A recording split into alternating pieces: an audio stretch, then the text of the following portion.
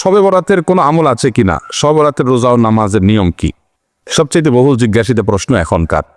শবে বরাত আসছে, যেটাকে আসলে হাদিসের ভাষ্যে বলা হয়েছে মধ্য শাবানের রাত, শবে বরাত না। এটার হাদিসের ভাষ্যের নাম কি? মধ্য শাবানের রাত।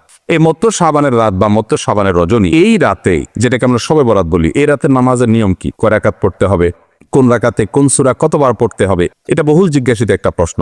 এবং এ ব্যাপারে আমরা অনেকে জানি যে শবে বরাতের নামাজে এত রাকাত পড়তে হবে, সেখানে সূরা কুল হুয়াল্লাহু ইখলাস এতবার পড়তে হবে, ইত্যাদি ইত্যাদি। লাইলাতুল কদর ছাড়া অন্য যে সমস্ত রাতের ফজিলত আছে, এর মধ্যে 10টা রাতের কথা আল্লাহ তাআলা শপথ করেছেন, ওয়াল ফাজরি ওয়া লায়ালিন আশর। সে 10টা রাত হলো জিলহজের প্রথম দশক। খবর নেই আমাদের দেশে মানুষের যে রাতগুলো শপথ আল্লাহ কোরআনে করছেন, কত ফজিলতপূর্ণ, কিন্তু জিলহজের প্রথম দশকের রাতের কোনো বিশেষ ফজিলতের কথা আমরা কয়জনে জানেন? যাই হোক, মধ্য শাবান রজনীর কথা আমরা বেশি জানি শুধু না, সবচেয়ে বেশি আমরা এ রাতে ইবাদতের চেষ্টা করি। সবচেয়ে বেশি চেষ্টা তো হওয়া উচিত হলো লাইলাতুল কদরে। এর পাশাপাশি যদি কেউ মধ্য শাবানের রাতে আল্লাহ তাআলার ক্ষমা লাভের চেষ্টা করে, সেটা দর্শনীয় না, সেটা জায়েজ। এই রাতের এতটুকু ফজিলত অবশ্যই প্রমাণিত যে আল্লাহ রাব্বুল আলামিন এই রাতে হিংসুক ছাড়া, মুশরিক ছাড়া বাকি মানুষগুলোকে সাধারণ ক্ষমা ঘোষণা করেন।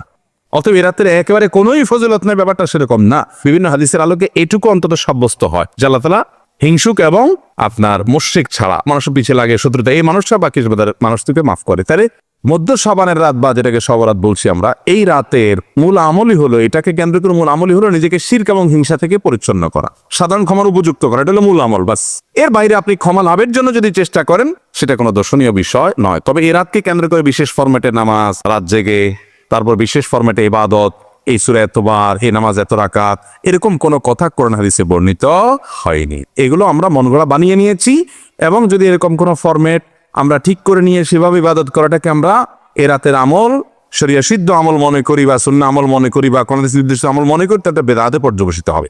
অতএব বাড়াবাড়ি এবং ছাড়াছাড়ি এই দুইটি আমাদেরকে পরিহার করতে হবে। যতটুকু আছে ততটুকু আমরা আমল করব এবং এসে আমল অনুযায়ী আমরা চলার চেষ্টা করবে। শবে বরাতে সবচেয়ে বেশি মানুষ মসজিদে কেন ভিড় জমায় বলেন তো? শবে কদর বেশি ফজিলতপূর্ণ না এই রাত? শবে কদর কোনো তুলনা আছে শবে কদরের সাথে কোনোটার? কিন্তু শবে কদরে কি এত মানুষ ইবাদত বন্দেগী করার চেষ্টা করে শবে বরাতে যত করে? কারণ কি? বৃষ্টির জন্য বলে। খারাপ বলেন নাই। আমি ছোট থাকতে যখন মাদ্রাসায় পড়ি, লজিংয়ে ছিলাম এক বাড়িতে, আমার মনে আছে এক মসজিদে সারা রাত শবে বরাতে এরকম দোয়া দরুদ হয়েছে।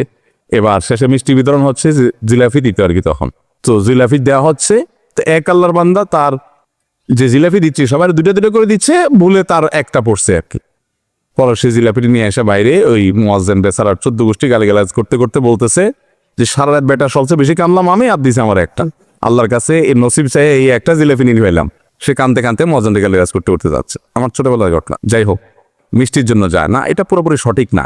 এত অভাব পড়ে না যে সারা রাত মানুষ মসজিদে পড়ে থাকবে একটা একটু মিষ্টি দিতে প্যাকেটের জন্য, আমার মনে হয় না।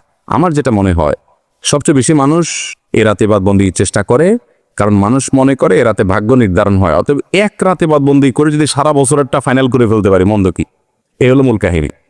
আল্লাহ তাআলা আমাদেরকে বিশুদ্ধ পদ্ধতিতে ইবাদতবন্দি করার তৌফিক দান করুন। তাহলে ভাইরা আমার, মধ্য শাবানের রজনীতে আমরা আল্লাহ তাআলার কাছে ক্ষমার উপযুক্ত হওয়ার জন্য হিংসা, শিরক থেকে মুক্ত হওয়ার চেষ্টা করব। ক্ষমা